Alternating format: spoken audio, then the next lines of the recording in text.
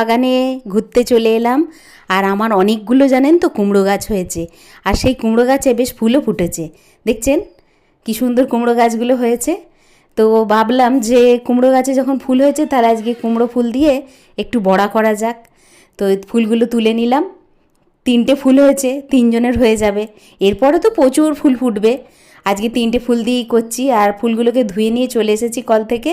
আর এইভাবে কেটে নিতে হবে, মোটা বাদ দিয়ে দিতে হবে, আর মোটার ভেতরে যে থাকে সেইটাও বাদ দিয়ে দিতে হবে। ভালো করে ওটাকে কেটে ধুয়ে আর ওইগুলোকে বাদ দিয়ে দিলাম। কুমড়ো ফুলের বড়া খেতে তো আমাদের বাড়িতে সবাই খুব ভালোবাসে, আমিও ভালোবাসি। বড়া খেতে কে না ভালোবাসে, সবাই ভালোবাসে। কিন্তু সব সময় করি না, কারণ তেল খাওয়াটা তো খুব একটা শরীরের জন্য ভালো নয়। সেই জন্য মাঝে মধ্যে করা হয়। তো এখন পুরো ফুলটাকে ধুয়ে আর এইভাবে কেটে সমস্ত বাদ দিয়ে নিলাম। বাজার থেকে কুমড়ো ফুল আনলে কীরকম ন্যাতা মতো হয়ে থাকে, আর এখানে গাছ থেকে তোলা একদম তাজা ফুলের বড়া খেতে কিন্তু দারুণ লাগে।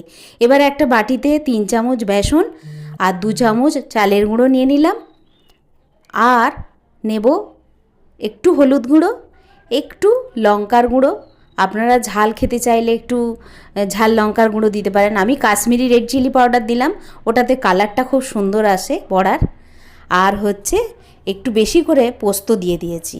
পোস্তটা দিলে বেশ ক্রিস্পি ভাবটা হয়, সেই জন্য একটু পোস্ত দিয়ে দিলাম। দিয়ে ভালো করে নেড়েচেড়ে অল্প অল্প জল দিয়ে ওটাকে ব্যাটারটা করব। যেহেতু কুমড়ো ফুলের ব্যাটার হবে, সেই জন্য ফুলের গায়ে যাতে এই ব্যাটারটা লাগে, সেই জন্য একটু টাইট টাইপের ব্যাটার হবে। খুব যদি পাতলা হয়ে যায় না, তাহলে কিন্তু বেসনটা ধরবে না। আর দেখুন কনসিস্টেন্সিটা ঠিক এরকম হবে, ঘনত্বটা এরকম হবে। এর থেকে বেশি পাতলা হয়ে গেলে কিন্তু হবে না। এবার একটা কড়াই নিলাম, নিয়ে একটু তেল গরম করে নিলাম। সর্ষের তেলই কিন্তু এই বড়াটা খেতে বেশি ভালো লাগে।